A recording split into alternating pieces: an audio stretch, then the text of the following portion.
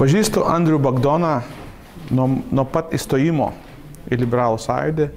Vertinu Andrių kaip žmogų, kuris turi idėjų, kuris yra sėkmingas, kuris ir taip pat dirbė su verslu.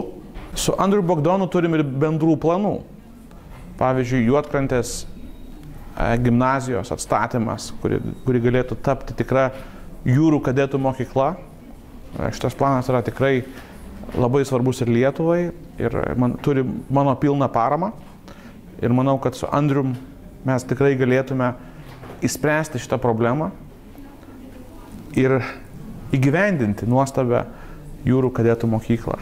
Lietuvos politikai reikia permainų. Reikia jaunų, energingų žmonių, kurie sugeba. Andrius Bagdonas yra vienas iš tokių žmonių, kuris yra nuoseklus, sąžiningas, tvirtas ir su idėjom. Palaikykim visi Andrių Bagdoną į merus.